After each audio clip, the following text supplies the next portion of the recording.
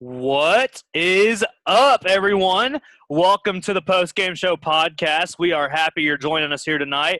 We're missing one of our great hosts, but he is off at a wedding right now, so make sure to send your best wishes to our friend Matt. His sister just got married this weekend. But nevertheless, we are here to make the show happen. Here with Evan and Tyler. We have a lot to talk about today. It's going to be a fun show. As usual, make sure to try to follow our social media if you don't already, and donate to our Patreon if you have some money laying around. You just want to give it to us because we could use it, considering we're going to be going to an in-person setup here soon. So thank you for watching once again, or listening if you're listening, and unless anyone else has anything to say, well, let's get started. All right, guys, main thing this week, NBA. Let's just hear first thoughts. What are we thinking about the whole setup plan? Excited just to have basketball back, honestly. It's going to be watched by everyone. Like, I used to be someone that, didn't watch every single basketball game, but I think every time there's going to be an NBA game on, I'm going to be at the TV watching. It's pretty exciting. Yeah, For sure. yeah. Like, we're going to get into sort of like the finer details of it, but it's just good to have something like a set date for something to return. Now that we already spent like a month or so just like hearing all of these potential plans and predictions. So now it's just actually fun to have something concrete to look forward to. It's just good that everything's starting to return a little bit to normal. One of the coolest things, I think, is that with the way they're format, you got all the big stars playing. I mean, granted, you're not going to have, Trae Young. I mean, that's really the only person I can think of that you're not going to be seeing. But other than that, man, I mean, you got some, like, every single star. I mean, and it's going to be cool to watch. So really quick, what do you guys think about the format? Because it's basically – what you would see in a normal NBA season, but the play-in game, I think this wouldn't be a bad idea even after this season, is if the 9 seed is within, if I'm not mistaken, 4 games. If they're within 4 games, there's like a little play-in game, and the 9 seed has to beat the 8 seed twice, and the 8 seed only has to beat the 9 seed one time. So what do we think about that? I think it's a good format just because, there might have been teams that were, coming on towards the end of the NBA season, back in March before everything got shut down. There might have been teams that were coming on, and it might be hard for some teams to, get back in rhythm to how they were playing together. So I think that's a good, alternative to, helping those teams, play for something as well. Not just oh, these are the 16 teams that are going to be in. There's teams that can fight, and take the end of the regular season, those 8 games, serious and, fight for a play-in spot. And, I think it's a really good alternative. And like you said, I mean, I think that's something that you could look at in the future. And then I also wanted to bring up, I also saw something for, teams with home court advantage for the playoffs. They've talked about giving the teams that would have had home court advantage, because I mean there's not going to be home court advantage in Disneyland or whatever, but The Magic, man, they're going to have home court advantage. No, but I saw something where they might give the team that's a higher seed the ball to start the second, third, and fourth quarter, little things like that. But I think it's a good alternative play-in spot. Yeah, I like it too. Just because like you mentioned, Tyler, these bubble teams are going to actually fight for it, because I think I mentioned it before, whatever momentum these sort of teams that were trying to make a run late in the season to sort of put them in a good spot when it got closer to playoff times, that momentum pretty much ended with everything getting canceled. So everyone's coming in on a clean slate. Whatever happened in March, it doesn't really matter now. I mean, obviously if you're, it matters to the point where at least you're in a good position to be in that bubble or actually be one of the secured teams, that has a secured spot. But yeah, everyone's going to be coming in fresh. So you might see some teams you didn't expect to have a late season push actually make a run and get in there, someone like the Pelicans, something like that. So yeah, I definitely do like the format, and I think, they should look into using that in future playoffs as well. I've watched a lot of videos on YouTube and Twitter and stuff like that. just about like how this format's going to benefit and hurt teams. And one thing that I really agree with is that this format really helps young teams like the Pelicans, the Kings, people that are in the playoffs, the Mavericks, the Nuggets, teams like that, the Celtics, that basically have a lot of young players because, I mean, they're not going to get tired because you got to think with this format, you're going to be playing back-to-backs. You're going to be playing a lot of games with only 1 day of rest, a lot of, like, repetitiveness. I don't know. But you're going to see a lot of repeats. And the thing is that, it's going to hurt the old teams because you think of teams – and I hate to even consider the Clippers an old team because they're really not. But you look at Kawhi, who has taken load management for the past 2 years. Paul George, who is a walking crutch. I mean, he gets injured every single season. And then you got Lou Williams on the bench, who's, I think, 36, 37. And, it's a team that I don't think they're not going to be a good team to like this format. They're still my favorite, don't get me wrong. But I think teams like them, the Lakers with LeBron, who's 35, 6, whatever, and like the old stars like that, they might get hurt. What do you guys think? About like as far as like these like players coming to play like this, like the older guys getting hurt potentially. Yeah. Just the wear and tear on the body, really. Yeah, and then they also have like we already saw like with Kyrie and KD sort of saying that they're not going to come back for sure. And so like I was just wondering like will that like you like mentioned some of those older players like will that potentially push them to sort of preserve themselves for a guaranteed full season like in the next season that's supposedly going to start like December of this year, instead of the normal time? Like are they going to just like this is just like a shortened season. It's a freak event. It's an asterisk in like the history of the NBA. So are they just going to like forego that and say, hey, I want to preserve myself for an actual like full run of things, versus go the wear and tear from July to October and then have a quick turnaround in December, so that is going to be interesting to see if there's anyone that follows Kyrie and KD sort of in that trend, John Wall already announced he's actually not playing either. So. And then, it's just going to be it'll be interesting. It could depend on, pre-existing, obviously, I think, I'm not sure because it just happened so long ago, but I'm sure Kevin Durant was coming back from an injury still, right? That's why he hasn't been playing, in the season that, Yeah, he hasn't played since the finals last year, so it's been a while. Kyrie's been on and off, so it could be with pre-existing conditions, but, it's like you said, wear and tear, so – It'll be something to look into, I guess, as we get closer to the restart date. Yeah, Grant, I agree with you. I think it's definitely gonna give some of those younger teams kind of an advantage because there's going to be NBA games on every day. From July 31st to whenever the season's over. It's just how it has to be with this condensed time. But yeah, I definitely think it's going to benefit some of the younger teams. And then going to what Evan said about some of the superstars, coming out saying they're not going to play. I can kind of understand, Kevin Durant and, John Wall, guys who have been out for, over a year. It's probably a better move for the longevity of their career more so than coming back, especially with the COVID-19 going on. It's just there's too many risks. And like Evan said, it'd probably be better just to start back up, for the next season, the full season. But I have seen guys like Damian Lillard who aren't injured, come out and say, I'm not playing, and it's meaningless. I disagree with that. In some ways, I mean, I can see where he's coming from, and management of the team, if they know that they're out of the playoffs, which are the Blazers one of the teams that are in. I think they're the 9 seed. They're the closest to the 8 seed. Yeah, that's what I was thinking. If that's the case, then if I'm Damian Lillard, I'm playing. I mean, if there's any chance at all you can make the playoffs, especially this year, it's not going to be a 7-game series, right?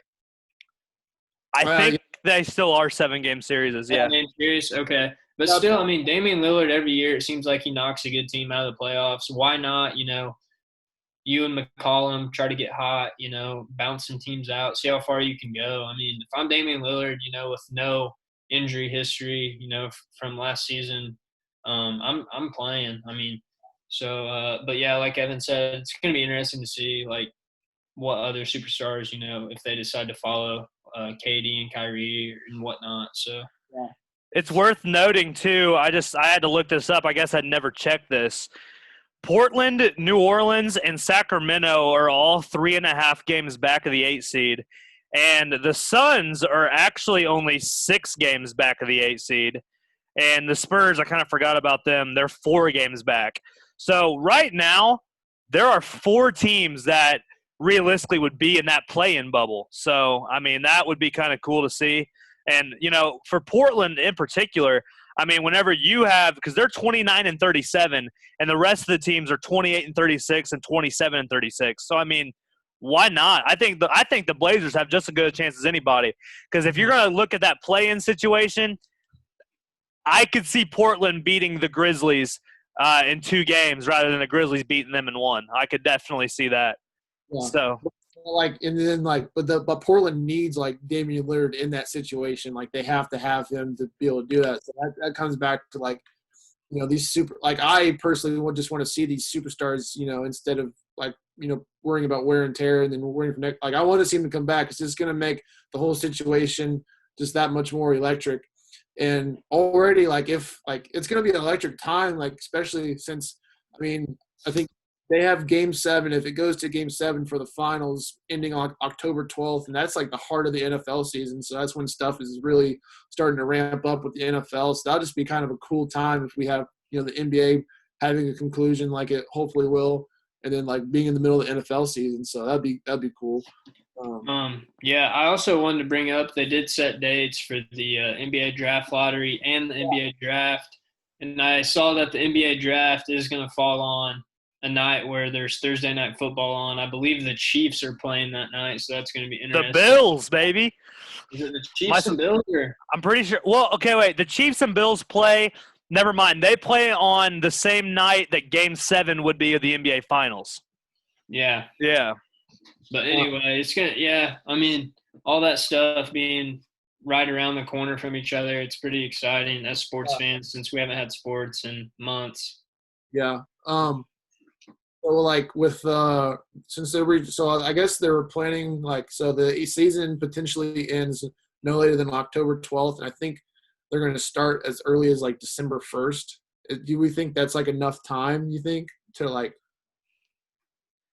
cause think about it, because July 31st, October 12th, like that's like 4 months, but that's gonna be a grind though, the way they have it planned out with games like happening every other day. So it's already gonna be a grind on all the players. And then they have October 12th, you got like half the month of October, then part of November, and then you probably at some point have to start training camp and all that, getting ready for the actual season for December 1st. So I was wondering if they should even push it back. I think Grant and I have been talked before to Christmas Eve, because they like playing on Christmas Eve and Christmas Day so much. Why not wait, give them a little more time, I guess. I don't know. I can see where they're coming from, because, the way the NBA is, I could just see them, considering this little hiatus we've had in the past few months as their off season.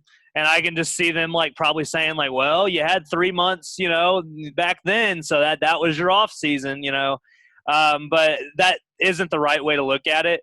But I feel like that's what the NBA is doing with this proposed plan. As a fan, obviously I'm excited because there's a lot of basketball. But as far as the players go, I bet they're not probably too thrilled about it. But this is all because, it starts December 1st. And so that's basically, that's going to – hopefully we hope that obviously things don't come back again. But that's going to push it further into the summer, because I think they have it set at that date, because that'll end it just in time so those NBA players can play in the rescheduled Olympics, I think. Yeah. Is what they're looking at. So, yeah, they've had all this time off, but they're going to go through this 3-ish, 4-month grind, have, a month and a half or so off, and then go into an actual full season grind. So that's just what I was thinking, I don't know, it might be a little too soon, but Yeah, but they have to get back on schedule at some point. So why not just push through it now and try to get back on schedule? It is going to be tough. Like Grant said, it's not a good way to look at it. Like, oh, you've had 3 months off, especially like during a pandemic when a lot of players probably haven't even been able to work out and stuff. But I mean, that's just kind of the harsh reality of the situation right now. So Yeah. So looking at the playoff structure, I know the only thing really different from what we thought it was last week is the whole play-in situation. Evan, I expect you to probably have a different answer from this week's developments. Does anyone's choice change for a champion just because of everything that's came out? My champion was the Nets. I just had the miraculous. Oh, yeah, you did. I forgot. Yeah, you didn't have them win at all. I think the Clippers will go all the way. That's what I think. But I'll have to go back and look at my bracket and make some changes for the Nets maybe. So yeah, I was disappointed. I was really hoping to see that, make a movie out of it someday. You never know. But yeah, I definitely think the Clippers still my pick. Yeah, I think it's one of three teams. I think it's either going to be the Bucks, the Lakers, or the Clippers. I'd probably still stick with my answer, the Clippers. Like I said, LeBron, AD, a better duo than Kawhi and Paul George, but the Clippers team, I think, is so much better overall. Like a lot more depth, a lot more skill around those two superstars. So I'm gonna stick with the Clippers as well. I am sticking with the Clippers too. I don't know. I'm very confident because I think that, I did go off a little bit earlier saying that the Clippers might be a prime example of a loser in this type of situation. But you also got to think they have the most depth of the entire league. So that also helps them in a way. But I think a couple teams you want to look at to maybe make a little run that past where you think they would go. I think the Nuggets, I think they have a really young team, and I think that they have a chance. The Mavericks, I think that they have a chance, a legitimate chance to get to the Western Conference Finals. I think that if they make a run and they can win that first round, because I think right now I might be playing the Nuggets, but they're playing one of those teams, and I'm being serious. I think that if the Mavericks can get past the first round, they can keep rolling because they have a really young team. They've hung with the good teams all season long. And I don't know. I have a feeling that Luka might strive in a situation like this. And in the Eastern Conference, I think the Sixers are a team to kind of watch. I've kind of given up on that team, I'm going to be honest. But coming back, Ben Simmons is going to be coming back from an injury. I think he'll be anxious to play. You got Embiid. This is going to be a year that they want to, come out and win. And I think that, maybe they'll take this as an opportunity. They might want to come out and, take advantage of the weird off season or the weird postseason where, there's no home court advantage and there's no fans or anything. Maybe the Sixers will strive in something like that because obviously whatever they were doing in the season wasn't working. I just feel like this might be something for them. So something to look at, but I think I did want to mention I did have the Nuggets in my semifinals playing the Bucks on my bracket, so I did want to bring that up. I like the Nuggets this year, dude. I swear, like they're one of those teams that have a really good record, but everyone just kind of looks over them. But I don't know. I like the Nuggets. But all right, so let's move on a little bit. The only other big sports news that we haven't covered yet is really just the NFL in general. A lot's happened in the past week with big stars coming out and voicing their opinion in this entire situation happening in the United States right now with police brutality and Black Lives Matter and everything. So I'm just going to start with probably a question that is it could go either way.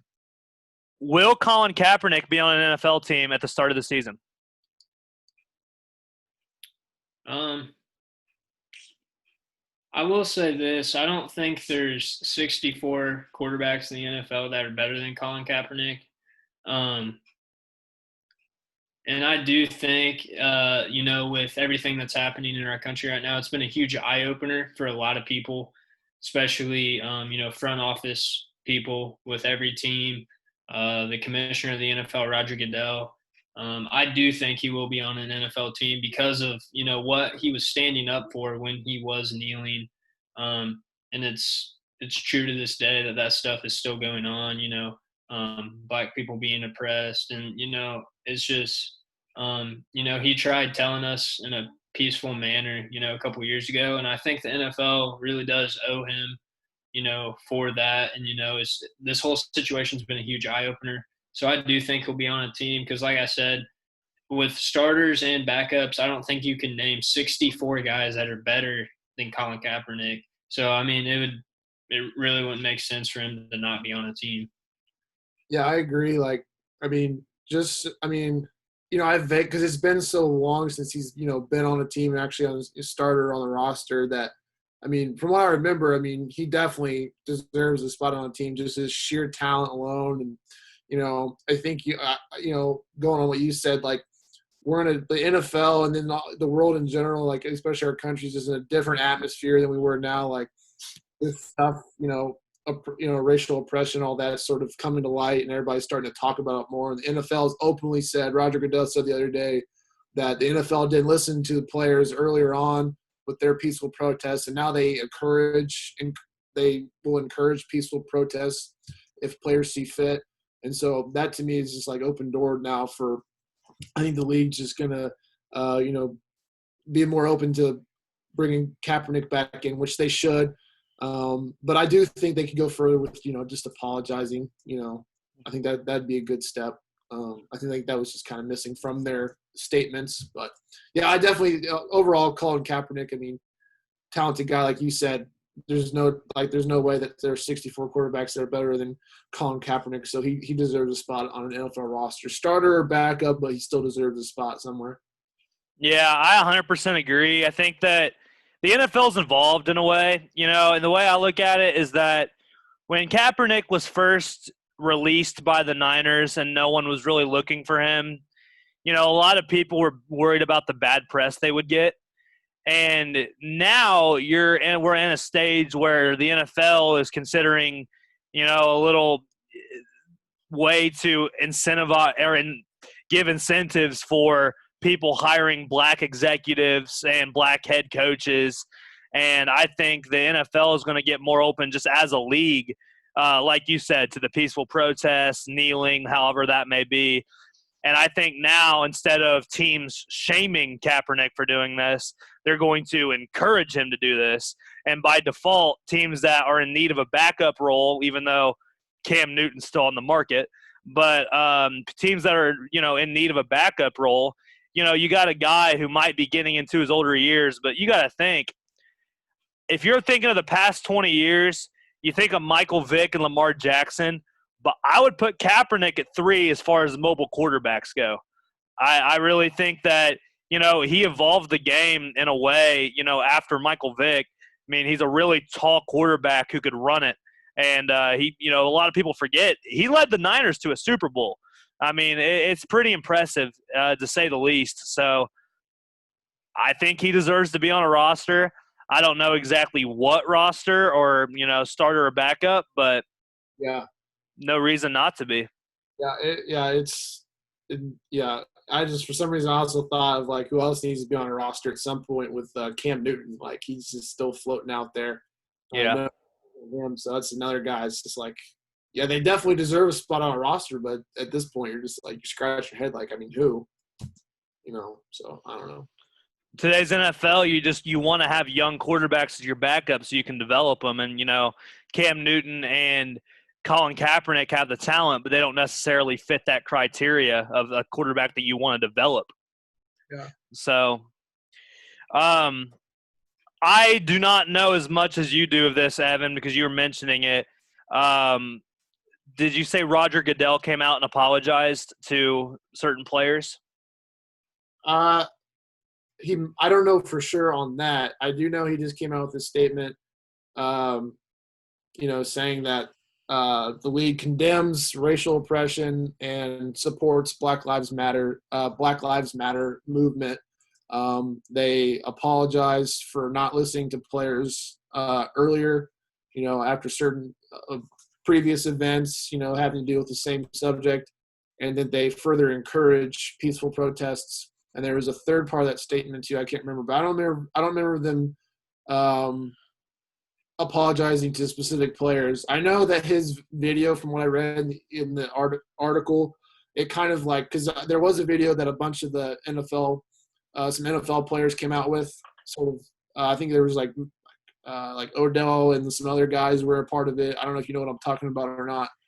And I think it was like, I think basically what they said in that video, his response like mirrored like those like, I guess, claims about the league or something like that. So that's what I know about his like statement. But I know there's a lot of people who want to see him specifically come out and say he himself and the league, apologizes and wants to accept, Colin Kaepernick back into the game, not only as a player, but as like a role model for this type of movement. Basically, yeah. That definitely makes sense. It'll be something that we'll have to see. But luckily, the protests, not the protests, but the rioting in particular has definitely slowed down. That's something I like seeing. But the protests, if they're peaceful, man, I love seeing it, and it's something that the sports world has definitely taken a lot. They're taken seriously. And, some of the biggest stars, LeBron talks about it a lot. You see some big NBA players like Jaylen Brown. Can't think of anyone else off the top of my head. J. Cole. Yeah, Deshaun Watson. Yeah, a lot of people have went out and just protested, and I think that's kind of cool. Like, even away from, like, the whole, like, just idea of it, it's cool to see NFL and NBA players, like, out, like, with public, and, like, showing how much this means to them. So it's affected the sports world. Speaking of players, participating in the protest, did you guys see the J.R. Smith incident? I did see that. Yeah, what an electric – he needs to find the nearest soccer team and learn how to play ball. His reaction was hilarious because he was just straight up about it because he was just like, yeah, guy tried to do whatever. So he was yeah. But all right, I think that's enough for current events. So I am excited for our next segment. So basically, what we're doing is we're going to draft an NBA team of 10 players. That if we were wanting to build a team right now for the future, who's it going to be? So we're just going to draft it. We already have an order set by Siri. It's going to go Tyler, Evan, me. It's going to be a snake draft. So Tyler will get 2 picks. Evan will get 1. I'll get 2 picks, and so on and so on. So this is going to be interesting. I'm excited for this. Yeah, so, we're picking out of, like, current NBA players. We're just saying, like, let's say the league were to restart right now and every player was available, we're GMs, who would you pick and, like, what order would you pick them in? So that's kind of what we're doing here just for fun. We want you guys to let us know who picked the best team, at the end, just comment on our stuff or whatever. Just let us know. So I think I have the first pick. Is that right? Yes, sir. All right. This is kind of tough, honestly, but I'm going to have to go with the Greek freak Giannis. Expected. Yeah, so I think with my pick, sorry, I'm just kind of looking over some players here. I think I'm going to have to go with Luka as my first pick. He was in consideration for number 1 for me. Yep. So I get 2 picks here, right? Correct. All right, this is going to be a little – my first pick's going to be Jason Tatum. Dang it. Wow. And my second pick is going to be Zion Williamson. Dang it. Yeah, I'm next. Crap. A lot of pressure on this. I'm going to go out there and I'm going to take – who will I take? I'm going to go with Damian Lillard. Good pick. Yeah. Right in his prime of his career. Yeah. All right, with one of my picks here, I'm definitely going Trey Young for one of my guard spots here. Only 21 years old. I think he's one of the best scorers in the league. And then, this is tough. My second pick here, go ahead and give me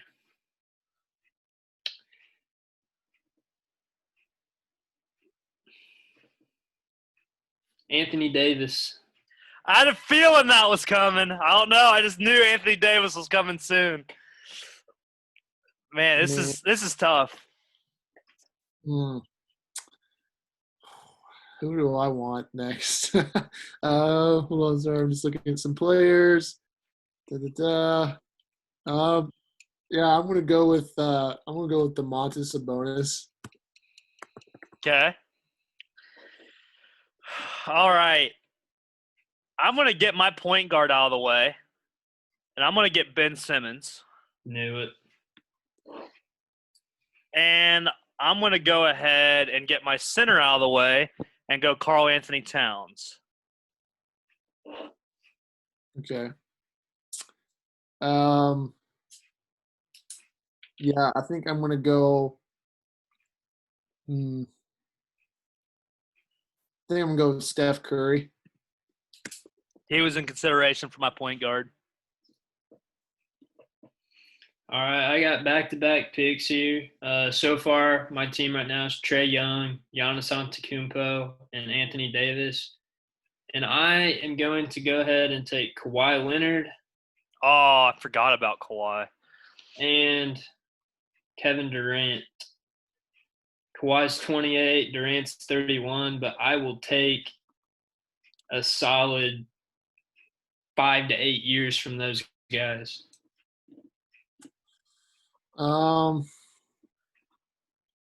Yeah, I think I'm gonna go. Has anybody taken Cat yet? I have. Oh, gosh dang it. This is like a legit fantasy draft. I don't know. I don't. It is, man. It's tough. The best player in the league is still on the board. He really is. No. I'm gonna take the Joker. I'm going to fact check an age really quick. Wow, he's young. Give me Bradley Beal at shooting guard. I thought he was in his 30s and he's 26. Wow. And off my bench, if LeBron James is my sixth man, I am happy. So give me LeBron James. LeBron's a star. He's starting over Tatum for now. We will develop Tatum off the bench. Has anyone taken Kyrie? No. I'll take Kyrie.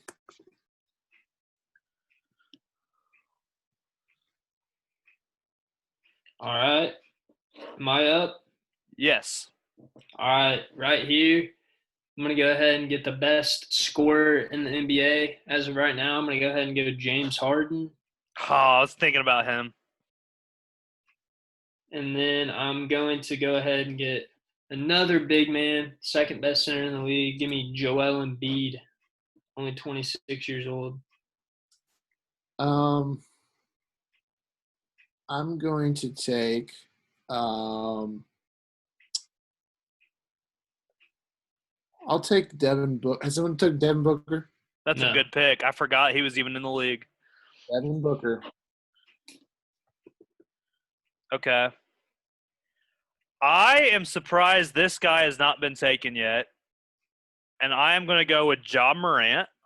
Screw you. I am very surprised he has not been taken. And I am going – this is kind of tough. Do I have it? Yeah, I'll take Donovan Mitchell. Sorry, I'm just looking here. I want. Um, I'll take Chris Stapps. Oh, that's a good pick. Evan, you take like 3 guys. I'm like, wow, I kind of forgot they were in the league. All right. One of my picks, I'm going to take one of the best young guards in the league, Shai Gilgeous-Alexander. And then with my next pick, get myself a young wing player to develop under Giannis and KD. Give me Brandon Ingram. Oh, man.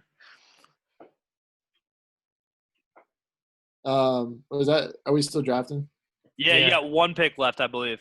Oh, I Two. want Two. Victor Oladipo. Oladipo? Good pick. Okay, so these are my last 2 picks. I am going to get the most underrated player in the league right now, Pascal Siakam. And that leaves me with a center to get. So I will take somebody that I am stuck between 2 different people. I'm going to go young and go DeAndre Ayton. I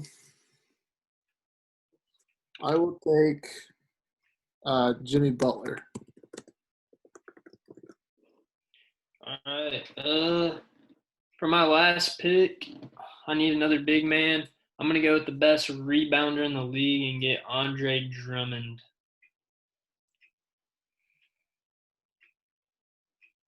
All right, let's go through the teams. All right, so I'll go first. My starting lineup would be Trae Young, Kawhi Leonard, Kevin Durant, Giannis, and Anthony Davis. And then for my second unit, it would be in the backcourt, Shai Gilgeous-Alexander, James Harden. Then I'd have Brandon Ingram, Andre Drummond, and Joel Embiid. Yeah, I think I'll go through mine, but mine's not like how I would do my starting 5. I would like think about that because like like a fantasy draft, you draft players, but you like put them in different. I don't know, but I'll just go through my list. So I picked. I got Luka, I got Damian Lillard, I got Domantas Sabonis, Steph Curry, Nikola Jokic, Kyrie, Devin Booker, Kristaps Porzingis, Victor Oladipo, and Jimmy Butler. All right. Honestly, we might have to switch around the starting lineup a little bit, but as of right now, I have Ben Simmons at point, Bradley Beal at shooting guard, Jason Tatum at small forward, Zion at power forward, and Karl Anthony Towns at center. On the bench, I got LeBron, Ja Morant, Donovan Mitchell, Pascal Siakam, and DeAndre Ayton. You bench LeBron, dude. What's wrong with you? Like I said, we're gonna have to change it around. When LeBron gets old, then we'll bring Tatum in or something, or we might move Tatum to shooting guard and put Bradley Beal on the bench. By the way, real quick, speaking of players getting old, shout out to Vince Carter. His career's done, right? Yeah, it is. I forgot about that. Only player in NBA history to play in 4 different decades. Yeah, incredible. That is crazy. Congratulations, Vince Carter. So definitely, yeah, we're going to have to comment on this or just let us know who drafted the best team because I'm interested to see what you guys think because I think we all drafted pretty good teams, especially when you're looking towards the future. I mean, when you get LeBron as your 6th pick, you know that it's kind of crazy. So, all right, that was definitely fun. So, let's move on and let's finish these controversial topics that we did last week. I hate to do them without Matt, but I think it might be a little bit of a lighter conversation because we don't have a lot of voices here. So, I think right now we only have, I want to say like 6 left. So we have 1, 2, 3. We actually only have 5 left. So that's actually perfect because we have a top 5 here at the end of the video. So let's just end it here. Let's throw it in here for a second. So, Evan, give me a number 1 through 5. Sorry, I had to stop myself. I almost said 7. 3. Okay.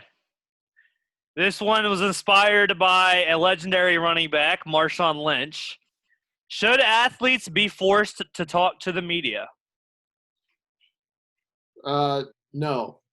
I don't think they should be forced for a number of reasons. If they're forced and they don't want to, it can create some bad PR, and I guess just some bad sound bites potentially. Also some funny ones. I'm just up here so I don't get fined.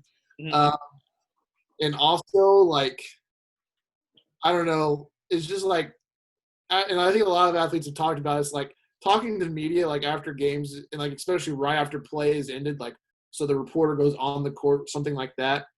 Like you're already like oxygen deprived anyway. Like Yeah. so you're thinking a mile a minute anyway, and so it's just a tough situation just to like immediately start to put together like coherent thoughts, especially if you just like put together like a NBA like last second shot and the reporter's in your face already.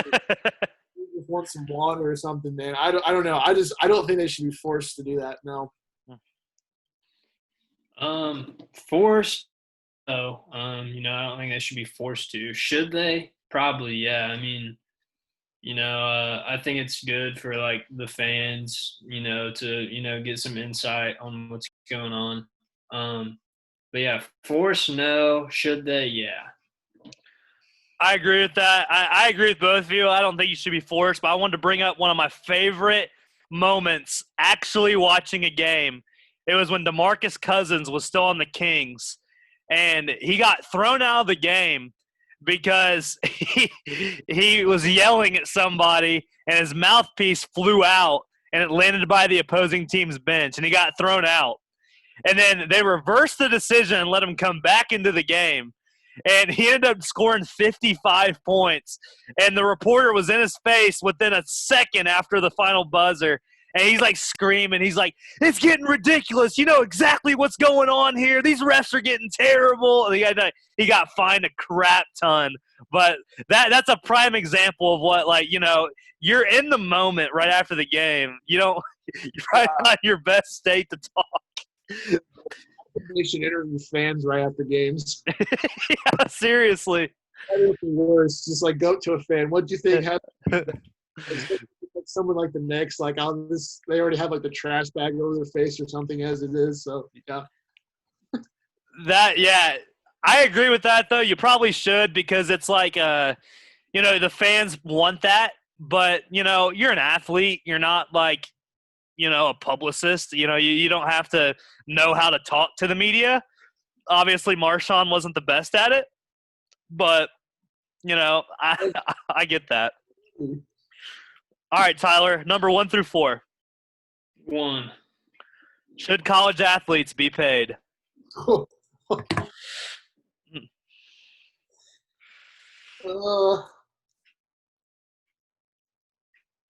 a tough one.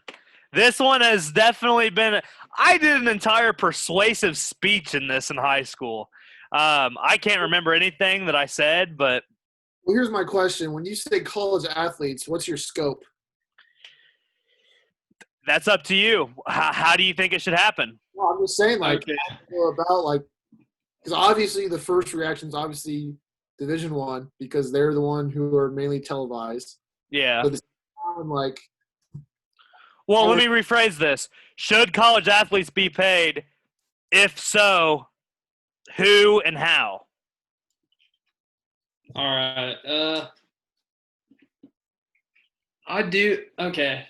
It's tough because, some of these college athletes get like full ride scholarships. They don't have to pay for any college. But at the same time, when you have players like, Joe Burrow or Tua Tagovailoa who are bringing in massive amounts of revenue to your program, I do think that they should receive some compensation. I don't think it should be a lot, because you are a college athlete, you're still in school, and more than likely you're on a full ride scholarship. You're not paying for anything in college. So those top guys, that bring in, I think how they should do it is set up a system to where, like, how much money does this player bring in, and like divide that, like get a certain percentage of how much like you have to pay them. And I'm sure it would be a small percentage, but you know, yeah, that's how I think of it. Yeah, I don't know. I mean, I've always kind of leaned on the side of yes, but at the same time, it's like there's just something about like there's gonna be like just like a big like disparity between certain players. Like the quarterback off jersey sales is gonna make more than the left tackle, but you could argue the left tackle and a right-handed quarterback is just as important. So it's just kind of like I don't know, valuation of position, the players. Um, yeah, I don't know. And then like just personally, like if I would be kind of like irritated that like some like I'd want them to do it for every like division for with every sport, like even if it's not just like paid just based off like television, but like I don't know, just like more like monetary support for like lower like Division 1, I mean Division 2, Division 3, just because like especially like Division 3, you're just doing it solely because you want to, right? But Yeah. like a lot of times like those colleges like those are quite like expensive, so I think they could like contribute a little more some of the earnings that the NCAA gives off the top Division 1, like from television, merchandise, and all that. They could maybe spread the wealth a little bit, send some down to the lower divisions, and help some other people out who obviously don't get TV time, can't sell jerseys, and all that. So I just want it to be fair and equal, like everyone gets a good shot at making something from a decision like that. See, I'm exactly where you're at. Like, I think, see, it's hard for me because the way I am personally, like, I want everyone, like, if one person's getting paid, I think everyone should get paid. And, and the thing is that, like, at the same time, though, I guess and colleges can't afford this. No matter what people say, colleges can afford to do this. But I think that everyone should get paid, but if you're using your likeness, so for example, and in some instances, college football has way more fans than the NFL. I think in some instances, because there's some people that solely watch college football and not the NFL, and obviously the other way around. There's some people that watch the NFL and not college football. But you got diehard fans, that are LSU, Georgia, even schools that you don't hear from that much, like Wyoming, and like, schools like that. The whole state is probably supporting those teams. And their star player, when Josh Allen was at Wyoming, I guarantee he probably could have made jersey sales. And I think that if you're like doing commercials, if you're selling jerseys, you should get a percentage of that. But I think that should only be in effect if there are ways for everyone to get compensated in some way.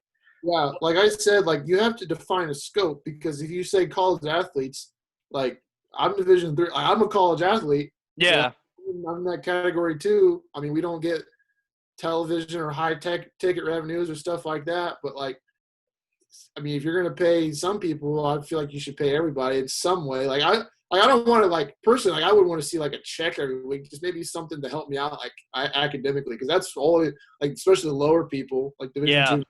You're doing that mainly for like academics, alongside that. And Division 1 players do that too. Like they get a good degree and all that, and they move on and have a career. But I don't know. I just want it to be sort of, that's how I see it, as like more equal share. It's a crazy topic. Yeah, it's hard. All right, Evan, 1 through 3. 2. This is one I love to talk about. Should high school basketball develop a shot clock? Yes. Yes. It's just, yes. It's worse for me than when I'm at a game and it's, even if it's not closer, like especially if it's really close, like they just sit there and dribble the ball for like a minute and a half or more. It's just like, and even like the fans are like saying stuff like bored. Yeah.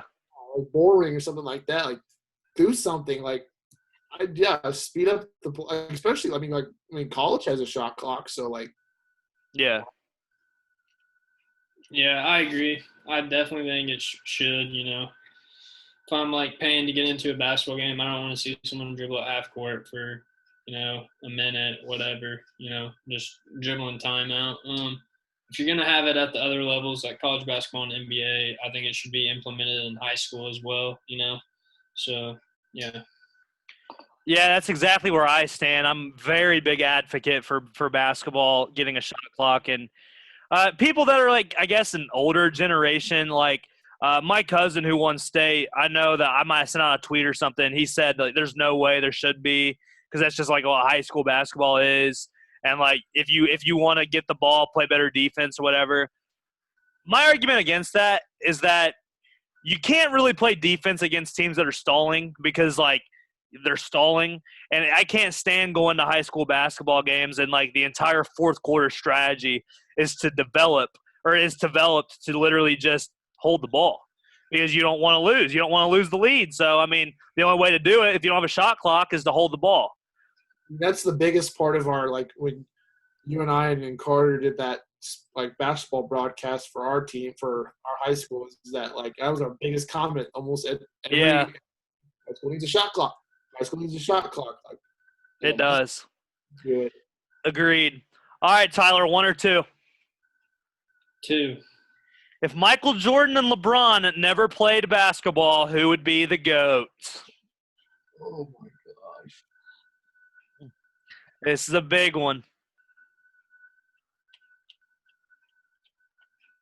I don't. It's a tough one. I would say Kobe. It's probably not what you want to hear, Grant, but I think, just his competitiveness, his mentality, just watching him play. People say, he's the second coming of Jordan. Their games were so similar in a lot of different ways, and he was just a great player on the court, an influential person off the court.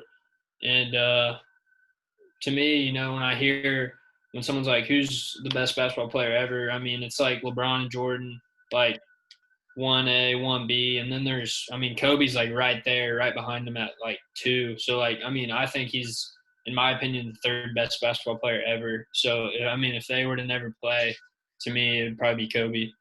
Yeah, I'd have to say Kobe too, but like, for me, it's tough to see the NBA without like a Michael Jordan ever happening, or like a LeBron. Like, it's just hard for me to picture. Like, it's weird. They just have so much like gravitational pull within the league's history and the development of the game. Like, it's just like hard to imagine that ever being like a situation. Like, what if that didn't happen? Like, I just have a hard time. You gotta think, this league has not had LeBron or Jordan in the league since like the 1980s, because Jordan retired in, I think, 2003, and that's when LeBron got drafted. So, or he might have retired in 2002, but yeah, it's been a while. That's crazy. Yeah. I have a relatively weird answer for this. I want to say Karl Malone, because I think if Jordan never played, that Utah Jazz team would have been a powerhouse. And I think that Karl Malone would have scored more. He's second all-time already. Fans like to see scoring. And I think that without Jordan, the Jazz would have been the team to beat those days, other than the Pacers and the Knicks and, the teams in the East. It's a weird answer, but I don't know. I feel like Karl Malone would have been a good player enough to be considered the best player in the league back then if Jordan wasn't around. So, all right, last question. And Evan, me and you just talked about this a couple weeks ago. Should the college football playoff format be changed? Absolutely. Yes. I think so. Yeah. It's just, I don't know how they like come up with the rankings for that, because you'll see teams go 13-0 or whatever. Like what UCF, that one. They did it like 2 years in a row. 2 years in a row. Don't get me wrong. I'm not saying they're gonna march in and like beat Alabama or beat Clemson, but like, they played their asses off during the season. I think that they should like, they earned a playoff spot, and it doesn't even necessarily have to be 4 teams. Take 8 teams or whatever. I mean, but I definitely think there should be some change to the format of it because it seems like, 3 of the top 4 in it every single year. It's Ohio State, Clemson, and Alabama. And then the past 2 years, it's been Oklahoma. It seems like those are the top 4 powerhouses in college football right now. But I think they need to add more teams, and I think that would be a good solution for it. Yeah, I have many different things about this whole college playoff situation that there's just so much potential for it to be the greatest, the best out of all those college tournaments. Like March Madness, obviously, is it's only college football and college basketball are arguably the top 2, right? Yeah. But I think it would give an expanded college football playoff would give March Madness a run for its money. I think like Tyler's, you expand the teams, you give 6 to 8 instead of 4, and I just think it would make for better, just more interesting. You'd have an actual Cinderella runs like you see in March Madness versus you have the top 4 juggernauts just battling it out, duking it out, and I just and then I also when it comes to the college playoff time, I'm sick of just the stupid little bowl games for some weed whacker bowls. Yeah. They don't mean anything. So pointless. You have team with above average, like in the NFL they would be below wild card, right at wild card, it's just so ugly. I think you get people okay, then how do you limit the load on the players if you're going to expand? Because obviously you have to keep in mind the time. You have to keep the time frame about right, to end about the same time. Well, I think you just get rid of the conference championships altogether. To me, I just think it's obviously if there's one team that's gonna, if the conference is already decided, I just go out based on I know it's Division III, but I just like ours, the way it's by record. Obviously, if you beat based on who you beat in that season, I don't know. I can't really put into words right now, but I just think you could do that. You eliminate the conference championship, and then you expand the playoffs, and I think you'd have a better tournament overall. And I mean, it's a new tournament, and so why not evolve it, make it better, and make it bigger also. Yeah. You can't just it's going to lose. I think it's going to lose popularity over time if you just keep it 4 teams. Agreed. Yeah, I think 16 would be a really good number for it. I think that what? It's 6? 16. Okay. Oh, I think it's 6 to 16. Yeah, 16. Yeah, 16. Oh, I think 16 would be a good number personally, because I think what they could do is instead of making it just a bunch of random dudes deciding who does it or who's in it, I think that instead they kind of make it to where they reward mid-majors that have the best record, teams like UCF, Houston, teams like that you'll never see in the college football playoffs. Reserve 4 spots for them. Whoever has the best records at the end of the season of teams that aren't in the SEC and, the Big Ten and the Pac-12 to some extent, because I know teams like Oregon and USC, if they were to ever get good, those types of teams would make it if they had maybe one loss or whatever and they were a powerhouse team. But I think they just need to reserve a few spots for mid-majors that have good records. And then other than that, let your powerhouses come through, and at least those teams have a chance. Just give them a chance to play. I mean, it's expanding it a little too much, just because I just think about it from a logistics standpoint, how are you going to be able to fit that in? Yeah. You know what I'm saying? How are you going to fit that in? Because it would be a 4-week process if they just played all from week to week to week to week.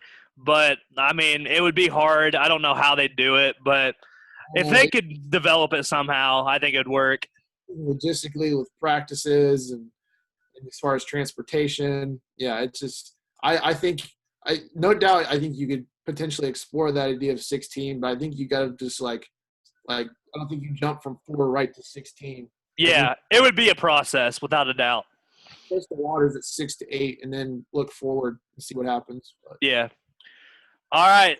On to our top 5. I thought this was an interesting one. Top 5 toughest places to play in the United States. I originally did not have any college places, but I added one in because I just couldn't not include this place. But I think this is mostly professional in all of our lists. So, Tyler, you want to lead us off? Sure thing. For my number 5 spot, I have Tiger Stadium, home to LSU football. The reason I say that is not because they just won the national championship and had the greatest football season ever, college football season ever, but when you think about the SEC, it's the best conference in college football.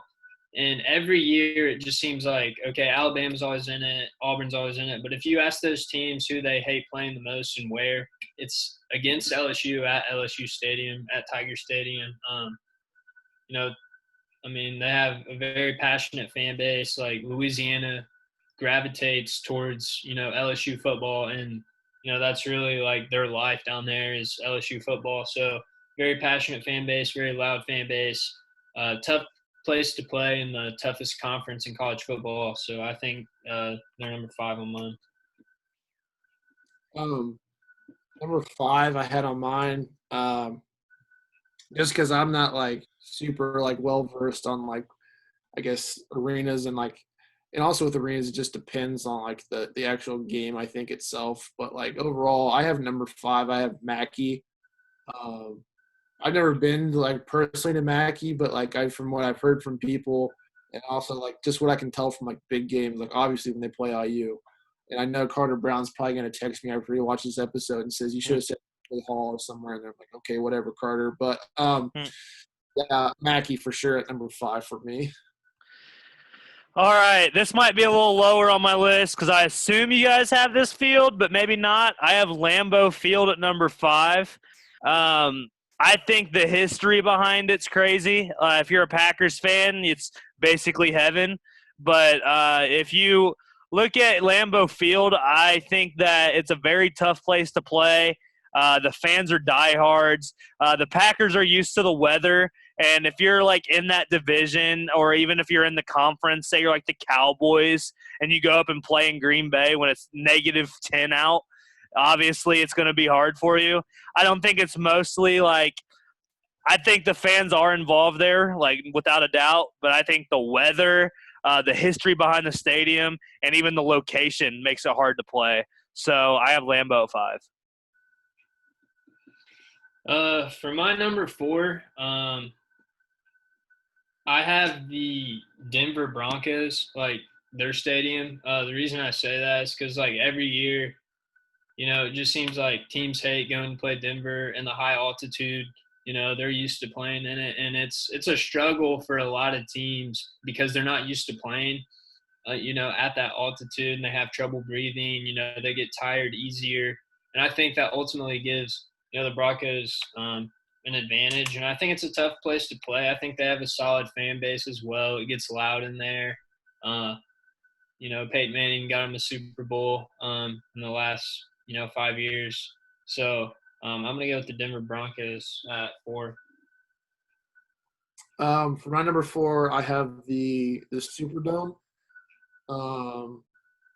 I just think that from what I've seen from games like Saints games, like it gets pretty loud in there. It holds like the audio, like I guess just the sound noise from the fans, like it just like I don't hold real well. I don't know. I just from what I've heard, I've never actually been there, but I have it number 4. I haven't been to any of the places on my list, if it makes you feel better. I don't know. All right. So for my number 4, I have Fenway Park in Boston. I think that the history behind that stadium kind of makes it. But at the same time, it's a very hard place to play. Boston loves their sports. Surprisingly, Gillette Stadium is not on my list. But I like Fenway because when you're like in the playoffs, playoff baseball is a different type of game. And Fenway is basically the poster boy for that. So I got Fenway Park at 4. For my number 3, I have Oracle Arena, home of the Golden State Warriors. The Warriors really took off, after their historical 73-9 season, and their fan base just grew, all over, the world. But regarding the stadium itself, it just seems like every year, like I've heard a lot of NBA players talk about, some of the loudest arenas in the NBA, and Oracle Arena was nearly on, everyone that I have seen videos of talking about. Great atmosphere, really passionate fan base in the Bay Area. Steph and Clay obviously, gets the house rocking. So I had Oracle Arena at 3. For my number 3, some of you guys might hate it, but I have Heinz Field at 3. But it honestly, it is like it's a tough place to play. It is. The fans with their terrible towels. They get into the game. The Pittsburgh fans, they love their team. They're loyal, and they're in your ear the whole game. And we talked about it before, just with it's almost like Heinz Field almost travels as well, just because if you go to a Colts game here in Indianapolis, there's without a doubt going to be terrible towels, and so it's kind of like the same time it's a traveling tough place to play. So, but yeah, I just think that number 3 is it's a good spot for Heinz Field. All right, for my number 3, I have Cameron Indoor Stadium, home of the Duke Blue Devils. Little fun fact, I know most of our viewers are from the area we're from. If not, Newcastle, Indiana is home of the world's largest and finest high school field house in the world. The world's finest in the world, that makes sense. But Cameron Indoor actually seats less than our field house that makes our high school. And I think that's insane. But I guess that's also beneficial for crowd noise because you're all packed in. They got really loyal fans. They've always have a good team.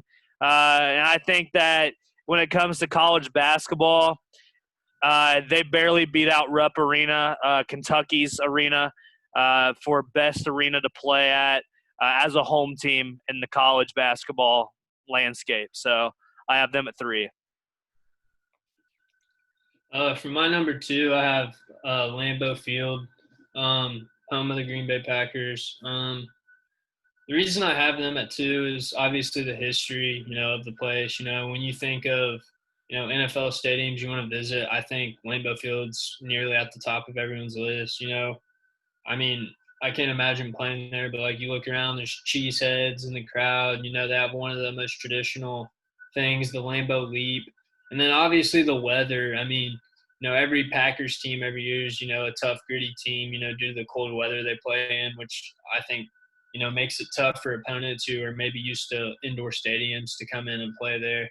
And, that obviously they have a really passionate fan base, and they get loud in Lambeau, so I'm going to go Lambeau Field at 2.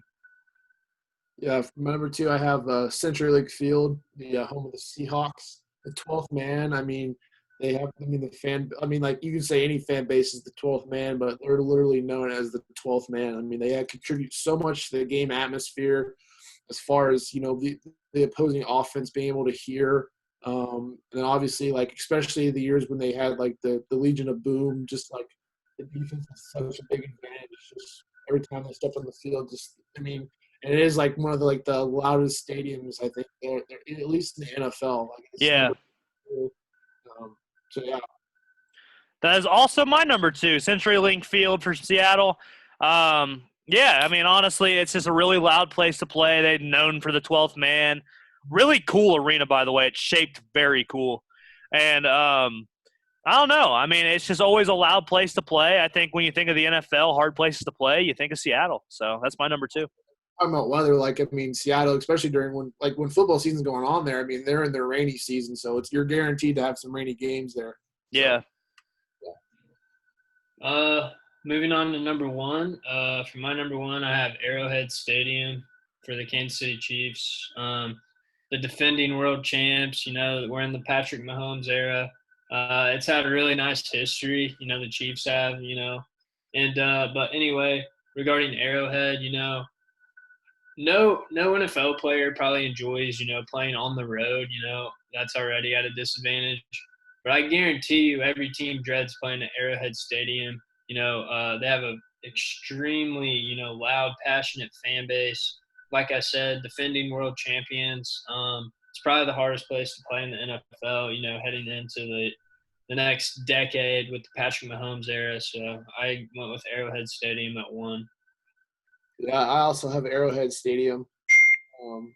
Just because it's recorded like one of the highest decibel like fan noises ever, and just like you said, like a very intense and passionate fan base, and they have a lot to look forward to now with this new generation of team they have that's coming off a Super Bowl. So I'm really excited to see the atmosphere this season, especially just trying to defend Super Bowl. And I don't think Kansas City, this is going into like other sports topics, but I don't think Kansas City is definitely like, you see some Super Bowl winning teams that go off the slope, after winning a Super Bowl.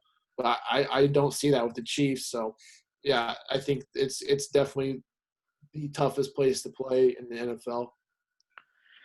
I wish I could be different, but let's make it a trifecta. I have Arrowhead at 1 as well. That was the point I was going to make. They actually broke the record for the decibels in all sports, so that's pretty cool. Chant thing too. I forgot about. Yeah, they have the chant. Braves do that too. That's where I get it, but it's cool because they do it. Florida State does it, and the Braves do it. But very hard place to play. And it's kind of cool because, like, in that area, they don't have many sports teams. Like, they have the Royals, but that's really the only team in Kansas City. And, it's a team not really known for, like, their successful history, but at least they have a really good fan base, and they're always really loud. And I can't take it from personal experience, but shout out Ron Baker. He's talked to me a little bit about it, and he said it's just crazy to go there and watch a game. It's like it's unreal. He said it makes Lucas Oil just look like a fan experience. It's like an entertainment experience, and you're going as a fan, as an NFL fan, if you're going to go watch a game in Arrowhead. So, pretty cool. Yeah, I'm not really surprised we all had that at number 1. I'm not going to lie. But that will do it for today. Really good show. Closing thoughts as usual. No music came out today, so I can't trash anybody. Northside Knights, man, team I coach, 1-0 today. Gotta give our team a shout out. It's really it.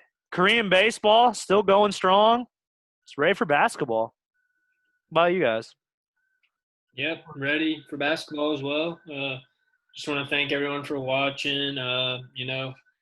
Be sure to tell your friends about it. Tell your family members. We talk everything sports. Like I said last week, if you guys have any suggestions on topics you want us to cover, feel free to let us know. And also don't forget to let us know, who drafted the best team from this episode. I'm sure Grant can, maybe leave a description of our teams to refresh everyone's minds. But yeah, anyway, thanks for watching, and hopefully you will watch next week as well. Yeah, from my end, definitely, like, if this is your first time seeing an episode, definitely check out our other 6 episodes on YouTube, Spotify, Apple Podcasts, I believe. Yep. And obviously this one, and share it with your friends and family. We try to push it every week, but we definitely want to extend our reach to other viewers as well. As long as we just have a good time, just talking about sports, but if we can bring other people along too, it's even better. Just excited for sports to be back. I think that's it for me. That does it. I'm glad everyone watched. If you're still watching at this point, we'll be back next week. Matty D will probably be here if he's not still in South Bend. And love you, Matt, and we miss you. Yeah, we miss you, Matt. So, thanks for watching, everyone, and I hope you have a great rest of your night. Adios.